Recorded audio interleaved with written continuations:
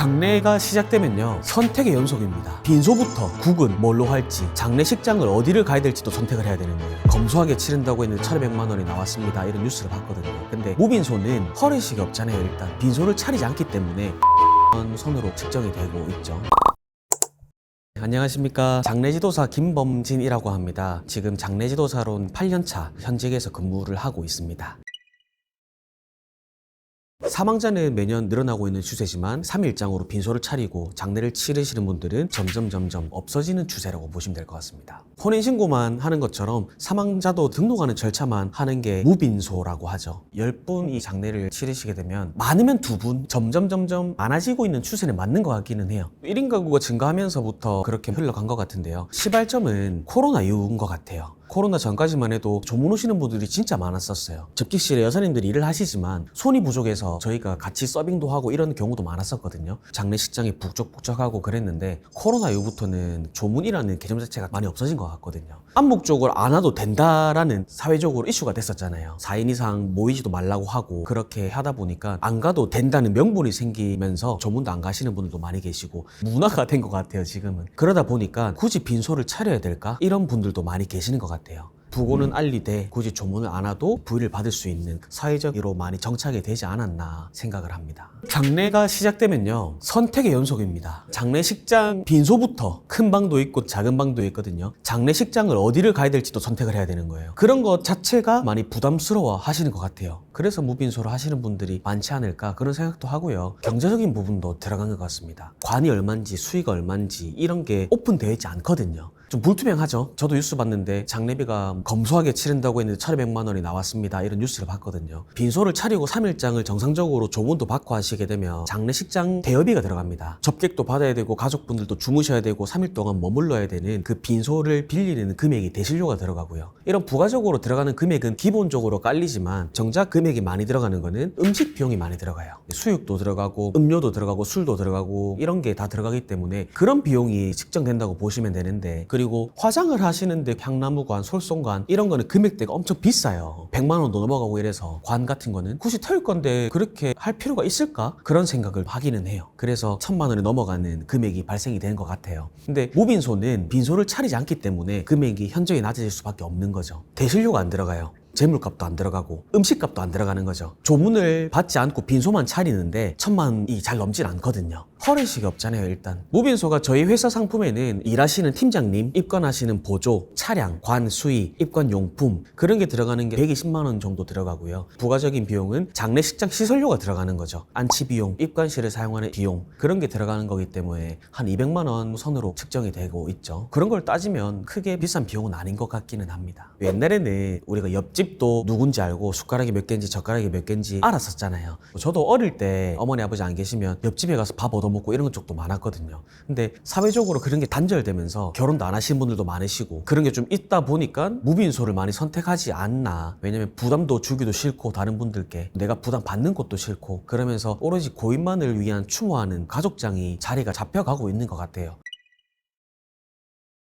사회적으로 활동을 하시는 분들은 조문을 받기를 원하시는 분들이 많으시니까 그런 부분을 잘 조율을 해야 되지 않나. 한번 진행되고 나면 돌릴 수 없기 때문에 고인분을 애도하고 그런 거는 다 똑같으니까 상관없긴 한데, 실제로 저도 그런 적이 있었어요. 상주님은 사회적인 활동을 안 하셨던 분이신데 둘째 상주님께서 사회적인 활동을 엄청 크게 하셨던 분이세요. 그래서 둘째 상주님은 조문도 받고 보고도 알리고 싶다 이런 말씀을 하셨는데, 그 분들이 처음에는 무빈소를 하려고 하셨다가 조율을 하시면서 결국에는 3일장 장례를 치르셨거든요. 그런 부분을 가족분들께 이야기를 많이 해봐야 되지 않나 싶습니다.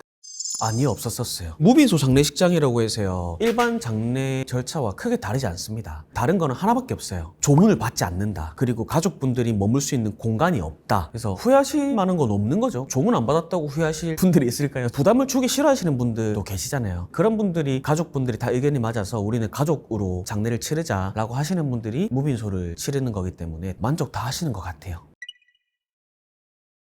119는 고임을 앰뷸런스에 태우지 않는다라는 게 명확한 것 같아요. 건강하시던 분이 갑자기 쓰러져 계신다. 그렇게 되면 119를 불러야 되는 건 당연하긴 하죠. 심폐소생술 해야 되고 이런 게 있다고 하면 구급대원분들이 모시고 가죠. 근데 사망자라고 판단을 하게 되면 그냥 가고 경찰분들이 오셔서 조사를 하시는 거죠. 임종을 앞두고 호스피스 병동에서도 안 되고 해서 자택에서 계시는 분들도 있거든요. 임종을 준비하시는 분들이라면 경찰에 신고를 먼저 하셔야죠. 가족분들이 알아요. 바로 경찰을 부르시는데 119에 신고를 해도 오셔서 시반이 형성돼 있나, 또는 의사들과 영상통화로 해서 벌써 임종을 하신 상태다라고 하면 구급대원분들은 그냥 가십니다. 사망 판정이 났기 때문에. 그 뒤에는 경찰분들이 오시는 거예요. 혹시나 타살의 흔적이 있는가, 또는 다른 사망 원인이 있는가 조사를 하시는 거죠. 그리고 나서 장례지도사분들이나 장례식장 직원분들이 이송을 해가는 건데, 혹시나 119에 전화해도 문제가 생기는 건 아니에요. 어차피 경찰이 와서 조사는 합니다. 현장에 조사는 하고. 그렇다고 경찰서 조사실에 가가지고 조사를 받고 이런 건 아니기 때문에 일단 119에 먼저 신고하시고, 그 뒤에 구급대원분들이 경찰에 신고했냐 이런 걸 여쭤보시면 절차에 맞게끔 하시면 될 것 같아요. 가장 먼저 해야 될 거는 가족분들에게 사망 소식을 알리고 장례를 준비해야 되는 게 해야 될 건데요. 저희한테 여쭤보시면 저희가 그 구의 장례식장이 어디가 있다. 어떤 데는 빈소가 작고 대신에 주차장이 크다. 어떤 데는 빈소가 좋은데 주차장이 작다. 이런 이제 장단점을 설명을 드려요. 그리고 화장 예약을 먼저 합니다. 사망진단서에 나오는 등본상 주소지랑 주민번호랑 우리 고인분 조남이랑 받아서 화장 예약을 먼저 하는 거죠. 왜냐면 화장장에 화장할 수 있는 인원이 정해져 있기 때문에 갑자기 많은 분들이 임종을 하시면 서울 같은 경우는 몰리겠죠. 워낙 인구가 많다 보니까. 그러면 다른 경기도나 다른 쪽으로 화장을 하러 가는 거죠. 저희가 부산에서 활동을 많이 했었는데 김해나 울산이나 경남권으로 화장을 하러 많이 가요. 연락을 받고 나서 상담하기까지 1시간이 걸릴지 2시간이 걸릴지 모르거든요. 그때 하면은 자리가 없는 경우도 있어서 보고 접수를 받게 되면 장례식장 선정 먼저 하고 이송하고 있는 도중에 개인정보를 받아서 화장 예약을 먼저 하는 거죠.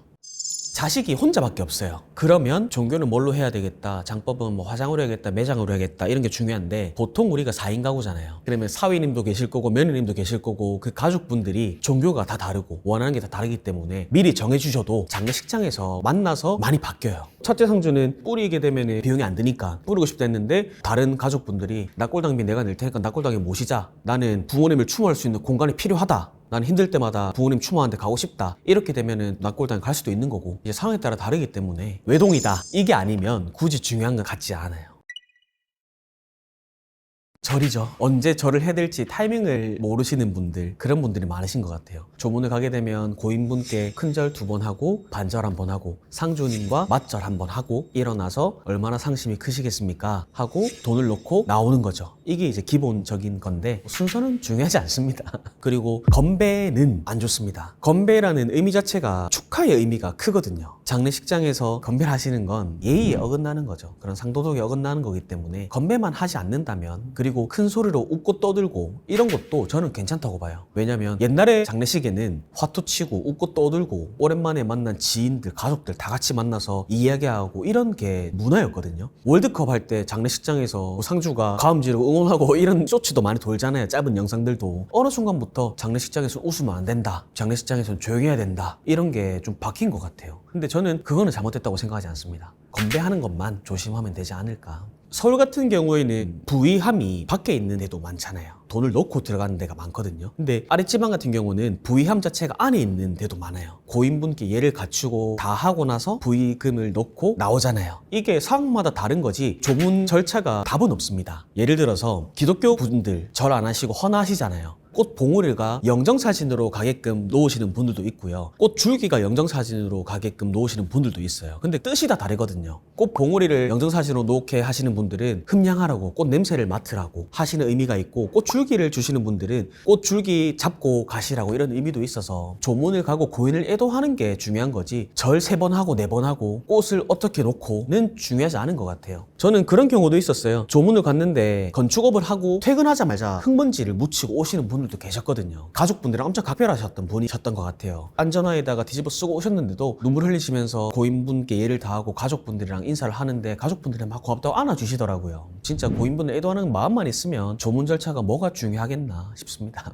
그리고 장례를 치르다 보면 본관이라고 하거든요. 혼백이라던가 또는 관 위에 명정을 올릴 때라던가 성씨를 적습니다. 그러면 저는 아버님 본관이 어떻게 되십니까? 말하면은 가족들 다 알아요. 김해 김씨예요, 안동 김씨예요, 경주 김씨예요, 다 아는데 어머님 본관 물어보면 몰라요. 왜냐면 성씨를 다 아버님 걸로 따잖아요. 어머니 본관 아십니까? 무슨 씨인지. 잘 모르겠죠. 그러니까 이런 게 중요한 것 같아요. 그래서 저는 장례를 뽑는다고 하면 일단 본관을 먼저 알아두는 것 중요한 것 같아요. 저는 책 가지고 오지 말라고 하거든요. 양의 기운이 세다고 가져오지 말라고 하는데, 그리고 흰 옷 입고 오지 말라고 하고, 이런 것도 사실 속설처럼 내려오는 말이지 딱히 맞는 말은 아니에요. 왜 그러냐면 종교가 있으신 분들은 성경을 또 가져오시거든요. 들고 만드는 것도 아니잖아요. 그리고 옛날에는 상복도 흰 옷을 입었어요. 흰 옷은 죽은 사람을 뜻하는 옷이다, 흰 옷 입지 마라라고 하는데, 시대가 흐르면서 누군가의 말에 따라 바뀌는 거지 정답은 없는 것 같아요. 갖고 오지 마라라는 건 복숭아.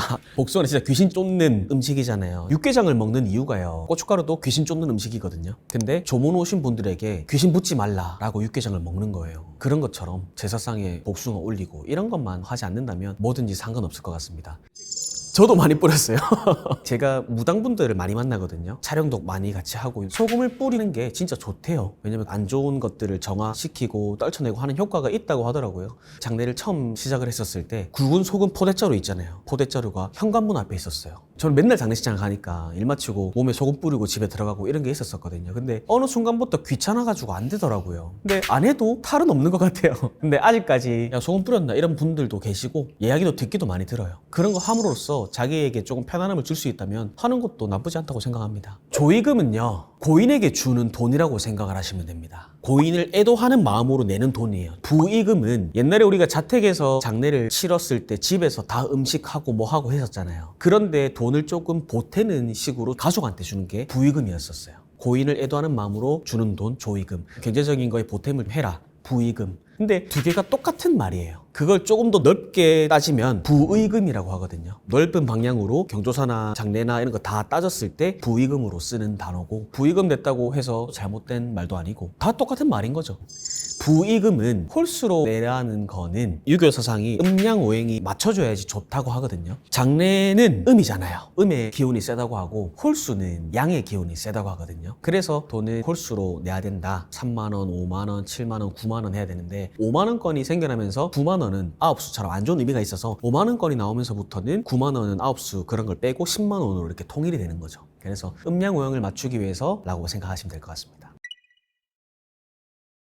따뜻한 이야기를 풀자면 고독사였어요. 할머니께서 고독사를 하셨는데 가족이 없다 보니까 늦게 발견됐었죠. 근데 가족이 없으니까, 돈 낼 사람이 없으니까 장례를 못 치른다 이런 얘기가 있었는데, 거기에 이웃 주민분이 한 분이 저한테 연락이 오셨어요. 그래서 장례 이렇게 해서 치르고 싶은데 좀 도와줄 수 있냐. 그래서 어르신들끼리 뭐 30만 원, 50만 원 돈을 모아서 장례를 치르기로 해주셨어요. 저한테 관수익관용품 뭐 장의차랑 그런 상조비는 얼마냐 여쭤보는데, 이렇게 몇 분에서 돈을 모아서 하는데 제가 200만 원입니다, 300만 원입니다 말하기가 좀 그렇잖아요. 그러면 어머니, 저도 제가 원가로 들어가는 금액은 이 금액보다 훨씬 낮으니까 저는 봉사한다 생각하고 그냥 돈은 받지 않고 이렇게 하겠습니다. 그래서 되게 분위기가 좋게 흘러갔었거든요. 저도 이게 좀 따뜻했어요. 아직까지 세상 살만하구나 이런 생각 들었는데, 갑자기 50대 정도 분이 오시더니 고함을 질러요. 할매 할배가 돈이 뭐가 있어가지고 뭐 하냐, 하지마 이런 분이 계셨거든요. 저분은 누구지 했는데 저한테 터벅터벅 오시더니 얼마인지 말하라고. 알고 보니까 임종하신 분의 집주인이셨던 거예요. 그러니까 그 집주인분이 자기 집에 그래도 새들어 살았던 분이니까 장례비도 자기가 다 내겠다고. 아 진짜 좀 뭉클하더라고요. 나도 열심히 좀 잘 살아야겠다 이런 생각도 많이 들고, 그게 좀 따뜻하게 기억 많이 남아요. 이제 저희가 제사를 지낼 때 술잔을 올리고 나서 젓가락을 제사상에 3번을 두드리거든요. 제가 따님에게 술잔 올리시고 젓가락 들으셔서 상 위에 3번 두드려 주시면 됩니다. 그리고 고인분께서 생전에 좋아하시던 음식 위에 올려주세요 라고 말씀을 드렸는데, 그러면 보통 젓가락을 잡으면 이렇게 이제 정갈하게 하잖아요. 근데 그분은 젓가락을 들으시고 이렇게 노크를 3번 하더라고요. 그때 이제 한번 웃었죠. 가족분들도 같이 웃었었어요. 야, 노크를 3번 하는 게 아니고 젓가락을 3번 두드려야지 하면서 웃었던 적도 있고요. 그리고 조문객분이 오셨는데 가발이셨나봐요. 절을 하시는데 갑자기 가발이 이렇게 천천히 열리는 거예요. 그렇게 웃음을 못 참은 적도 있고, 자잘자잘한 웃음 포인트들은 많았었어요. 저희 직업이 웃으면 안 되는 직업이잖아요. 근데 사람이 하는 일이다 보니까 유족분들도 많이 웃어주세요. 그래서 이제 무안하지 않은 그런 상황도 많았고, 제가 실수했던 거는 양말에 빵꾸가 나 있었어요. 이게 우리가 빈소에 들어가면 신발 벗고 들어가잖아요. 근데 발을 볼 일이 많이 없잖아요. 가족분들한테 빈소를 차린다고 양말에 빵꾸 나는지 모르고 잘하세요 라고 해서 고개를 숙였는데 제 발가락이 이렇게 4개가 나와 있는 거예요. 그때 양말을 막 앞으로 당겨가지고 신고, 그런 에피소드는 좀 있었죠. 근데 가족분들도 다 보고 모른 척 하셨겠죠. 부끄러웠습니다. 그리고 상주님이 좀 이따가 양말을 새 걸 한 켤레 저한테 주시더라고요. 아, 보셨군요. 죄송합니다. 이렇게 했죠. 저희는 뭐 안녕하세요라는 말을 잘 하지 않습니다. 저희가 일을 나가면 상을 당한 분들에게 인사를 하는 거잖아요. 근데 안녕이라는 말이 어울리지가 않잖아요. 그래서 갈 때마다 고생 많으십니다 이렇게 일을 하는데 입이 붙었어요. 그래서 장래가 아닌 일반 사람들을 만나도 고생 많으십니다 이렇게 인사가 먼저 나가요. 그리고 밤낮 없이 출동을 하잖아요. 임종 시간이 정해져 있지 않거든요. 새벽에도 나갈 때도 있고 아침에도 나갈 때도 있고 언제든지 나가는데 저희는 가족들끼리 자고 있을 때도 나 갔다 올게 잘 자고 있어 이렇게 인사를 하고 가요. 그게 왜 그러냐면 일을 하다 보면 마지막 인사도 못하고 갔다 이게 마지막일 줄 알았으면 그렇게 안 보냈는데 잘 갔다 오라고 한마디라도 할 걸 그런 후회들을 많이 보다 보니까 뭔가 내가 일하러 나갔었을 때 못 돌아올 수도 있겠구나라는 상상을 항상 해요. 그러다 보니까 마지막 인사를 항상 하고 가는 습관이 생겼어요. 많은 추억을 담는 공간이 결혼식이잖아요. 결혼식처럼 정장도 입고 싶은 거 준비하는 거고 결혼식장도 내가 준비하는 거고 사진들도 꾸며놓고 이렇게 해서 추억을 좀 만드는데 장례식장은 그렇게 하면 안 되는 분위기가 잡혀 있어요. 너무나 많은 사진들이 있을 거고 고인분께서 어렸을 때 청소년기 아기를 낳으면서 그런 많은 추억들이 있을 건데 고인분도 모르는 사진이 영정사진이 돼버리는 그 장례가 좀 안타까워요. 그리고 마지막 장소인데 고인분에 대해서 물어보는 사람은 한 명도 없다는 거. 그래서 이런 문화가 좀 깨져야 된다고 생각을 합니다. 3일이라는 영화가 있거든요. 돌아가시는 분이 장례제도사랑 소통을 많이 해서 자기가 원하는 장례식장을 준비해 놓으신 분들 그걸 보면서 아 나도 내가 죽기 전에 꼭 저렇게 준비를 해놓고 죽어야겠다 이런 생각도 많이 했었거든요. 장례도 고인분을 추모할 수 있는 전시관처럼 만들 수 있는 장례 문화가 돼야 된다고 생각해요. 그러면 가족분들끼리도 이런 이야기를 많이 해야 돼요. 내가 이런 장례를 준비하려고 하는데 또는 나는 갈 때 이런 옷을 입고 가고 싶은데 이런 준비를 많이 해야 되는 거죠. 사람이 아무것도 안 가지고 태어나서 아무것도 안 가지고 가는 거거든요. 그래서 남아있는 사람들에게 기억되는 모습을 준비를 해놓고 가야 돼요. 호랑이는 죽어서 가죽을 남기고 사람은 죽어서 이름을 남긴다는 말이 있잖아요. 그 이름 앞에 붙는 수식어는 살아가는 동안 만들어지는 것 같아요. 정말 나쁘게 살았던 사람들은 매국노 이런 사람들도 있잖아요. 이런 사람도 있듯이 나쁜 애였지 잘 죽었다 난 언젠간 얘가 이렇게 될 줄 알았다 어떤 수식어가 붙냐는 살아가는 동안 만들어지는 것 같아요. 그게 내가 죽음을 준비할 수 있는 유일한 한 가지지 않을까 해요. 돈을 많이 벌어서 내가 죽고 나서 자식들에게 유산을 주고 이런 것도 물론 좋지만 돈이 많는 삶이 진짜 행복한 삶일까? 그렇진 않다고 생각을 하거든요. 그리고 후회하지 않는 하루하루를 살았으면 좋겠어요. 누군가에게 하고 싶은 사랑 고백이 될 수도 있어요. 내가 정말 좋아하고 사랑하는 친구가 있다면 마음을 고백하지 못하고 당장내일 죽는다면 그걸 참고 죽을 것이냐 또는 나 정말 너 사랑해 라고 한마디라도 표현을 하고 죽을 수도 있는 거고 사과가 될 수도 있어요. 예를 들어서 제가 어머니랑 말다툼을 막 했는데 엄마는 아무것도 모르면서 이렇게 하고 나서 제가 죽을 맞이하거나 엄마가 죽을 맞이하면 얼마나 가슴 아프겠어요. 그런 걸 따지면 별거 아니잖아요. 엄마 내가 미안해 아들아 내가 미안하다 이거 별거 아닌데 죽음을 보지 않기 때문에 그런 마음을 계속 갖고 가다가 몇 년 동안 부모님 연락 안 하고 지냅니다 이런 사람도 생기는 거잖아요. 그런 마음속에 있는 표현들을 다 하면서 살았으면 좋겠어요.